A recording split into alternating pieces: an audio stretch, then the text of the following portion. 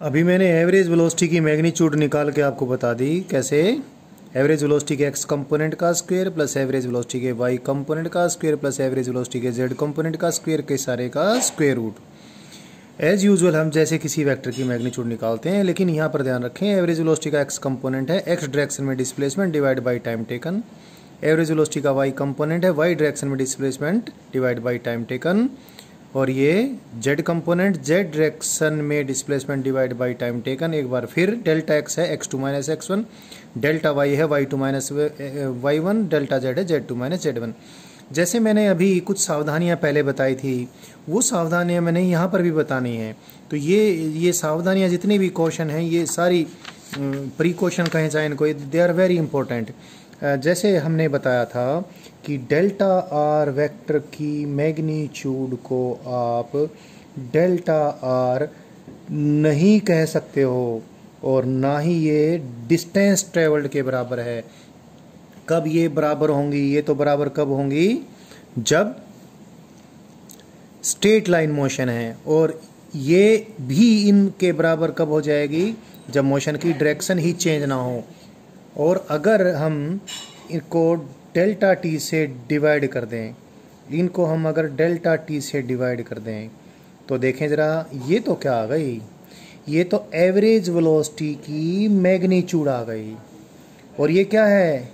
ये एक अलग ही चीज़ है। R2 माइनस इसका minus simply R2 minus R1 divide by delta T. बहुत बार तो इसका कोई खास मीनिंग होता भी नहीं है। और ये तो क्या है? ये है average speed. This is average speed, this is average speed and this is what? This is magnitude of average velocity. This is magnitude of average velocity. So magnitude of average velocity is not equal to delta r by delta t and not equal to average speed। ये बात important है, इसलिए बार बार मैंने आपको बताया है। आपको शुरू में इस प्रकार की गलतियां हो सकती हैं। और एक और ये आपने खास तौर पे इसलिए भी ध्यान रखनी ज़रूरी है कि there you can find some loosely written books, ऐसा थोड़ा सा कम ढंग से लिखी किताबें आपको मिल सकती हैं जिनमें आपको डेल्टा आर वेक्टर की मैग्नीट्यूड लूजली कहीं भी डेल्टा आर लिख दी होगी। इसको क्लियर करने के लिए मैं एक एग्जांपल और ले लेता हूँ। एग्जांपल सर्कुलर मोशन का एग्जांपल यहाँ पर बहुत सारी चीज़ों को क्लियर करता है। Suppose A particle is going around in a circle. Circle की आपको मालूम है रेडियस तो सब जगह सेम होती है, तभी तो सर्कल है। सर्कल का जो सेंटर, इसको मैंने ओरिजिन ऑफ कोऑर्डिनेट से लिया। इनिशियली पार्टिकल यहाँ पर था, यहाँ पर पार्टिकल था इनिशियली। ये कितना टाइम था? ये टाइम टी पर पार्टिकल यहाँ पर है। और सपोज पार्टिकल से the particle completes this circle in it completes this circle in 6 seconds. 6 second में पूरा सर्कुलर मोशन कंप्लीट कर लेता है। और suppose speed remains same everywhere, V remains same everywhere. V क्या है? स्पीड है। स्पीड लगातार, स्पीड इंस्टेंटेनियस स्पीड अभी मैं बताने वाला हूँ। फिर भी मैं थोड़ा सा एग्जांपल लूँ तो आप समझ भी जाएंगे। चाहे इस बात को बेशक से ना भी कंसीडर करें तो भी मैं समझा देता हूँ। 6 सेकंड तो मैंने ले ही लिया, चलो अभी 1 सेकंड। 6 सेकंड में पूरा सर्कल ये घूमता है, तो 1 सेकंड में कितना घूम जाएगा? ये 6 सेकंड में घूमेगा कितना? 360 डिग्री। तो 1 सेकंड में कितना घूम जाएगा? 60 डिग्री घूम जाएगा।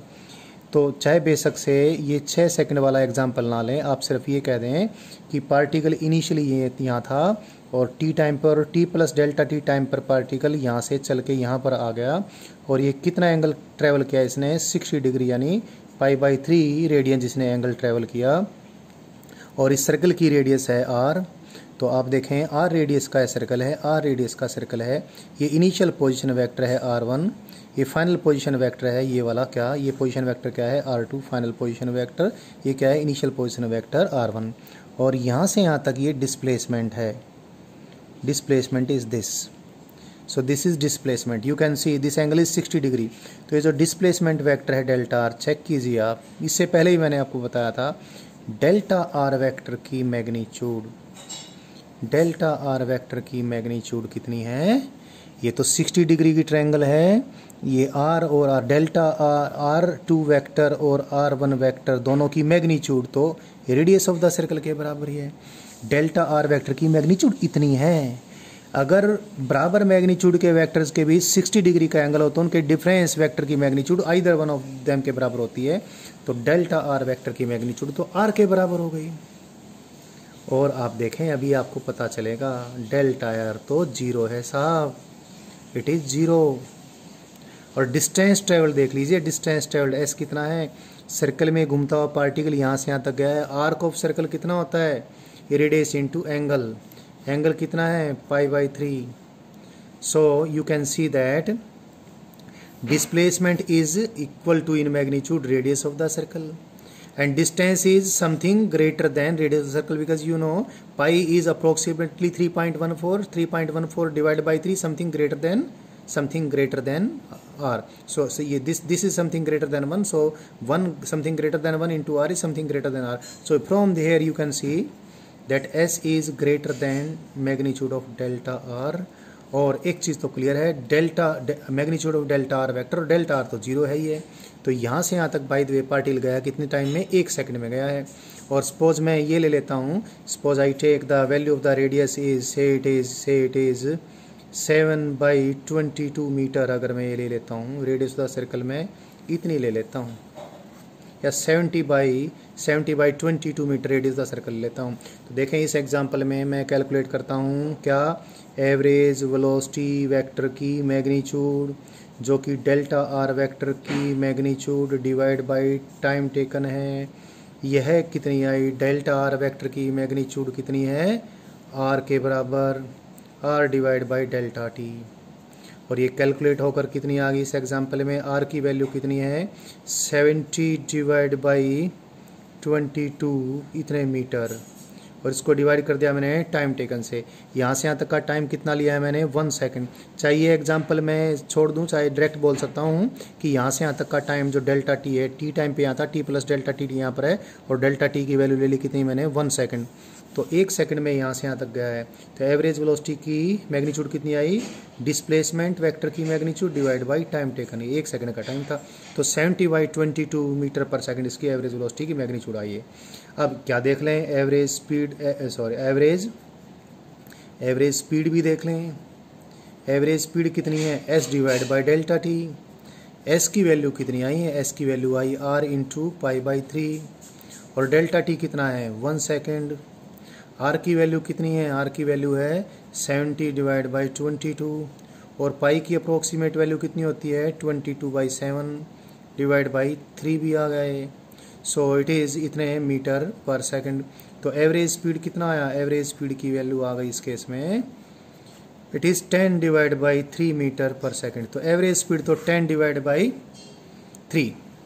और ये देखें, ये एवरेज वेलोसिटी की मैग्नीट्यूड थोड़ा कम है और ये थोड़ी सी ज़्यादा है, और delta R by delta T तो बिल्कुल जीरो ही है, क्योंकि पोजीशन वेक्टर की मैग्नीट्यूड में तो कुछ चेंज हुआ ही नहीं।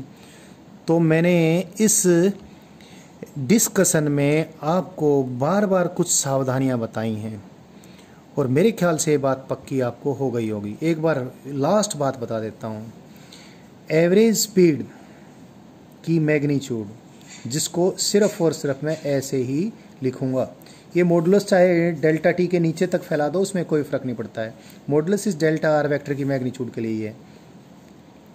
This will be equal to delta R by delta T. ये सिर्फ कब होगा, when the motion is along a straight line.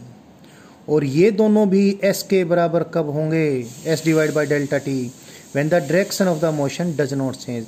तो ये चीज़ें तो बराबर तब होंगी, ये तो बराबर कब होंगी जब motion is along a straight line, और ये भी इसके भी बराबर कब हो जाएंगी, यानी एवरेज स्पीड के बराबर भी कब हो जाएगी ये चीज़ें, जब जब जब स्ट्रेट लाइन मोशन ही नहीं, मोशन में एक खास बात हो रहा है क्या, direction of motion does not change. So ये चीज़ें आपको क्लियर बिल्कुल हो गई होंगी। अभी मैं आपको instantaneous velocity and instantaneous speed ये वाले टॉपिक समझाने वाला हूँ।